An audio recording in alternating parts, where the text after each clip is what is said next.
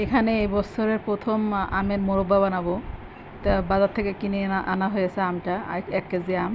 তো আমি এখানে ছুলে নিচ্ছি। আর এই আমের মোরব্বাটা কীভাবে বানায় আপনারা দেখতে থাকুন। আর এখানে লবণ দিয়ে ভিজাই রাখা হয়েছে, কারণ টক হলে এটা কমে যাবে। তো আমি কড়াইয়ের ভিতরে সরিষার তেল দিয়ে দিয়েছি, আর তার ভিতরে পাঁচফোড়ন দিয়ে দিলাম, আর সাথে একটু আদা বাটা দিলাম, আদা রসুন বাটা। আসসালামু আলাইকুম বন্ধুরা, দূরের এবং কাছের, দেশে এবং দেশের বাইরে যে যেখানে আছেন, আশা করি আল্লাহর রহমতে আপনারা সবাই ভালো আছেন। আর আপনাদের দয়া, আল্লাহর রহমতে আমিও ভালো আছি। আমি সাবিনা, আমার চ্যানেল সাবিনাতে আপনাদের সবাইকে স্বাগতম। আর আমার চ্যানেল সাবিনাতে নতুন এক ভিডিও নিয়ে আপনাদের মাঝে হাজির হলাম। তো আমি সব দেওয়ার পরে পানি দিয়ে দিয়েছি, আর এখানে চিনি দিয়ে দিলাম। আর চিনিটা দিয়ে আমি শিরাটা একটু তৈরি করে নিব, তারপরে আমটা দিব। আর এখানে আমার পানিটা একটু বেশি হয়ে গেছিলো, সেই জন্য আমটাও একটু নরম হয়ে গেছে, মানে বেশি সিদ্ধ হয়ে গেছে।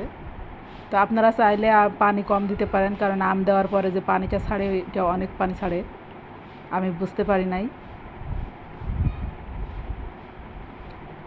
আর এই মোরব্বাটা খেতে আলহামদুলিল্লাহ অনেক মজা হয়েছিল।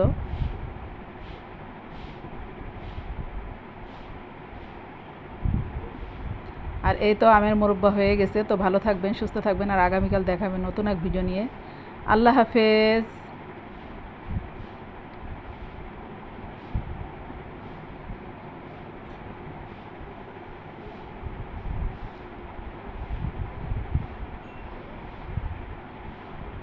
আসসালামু আলাইকুম।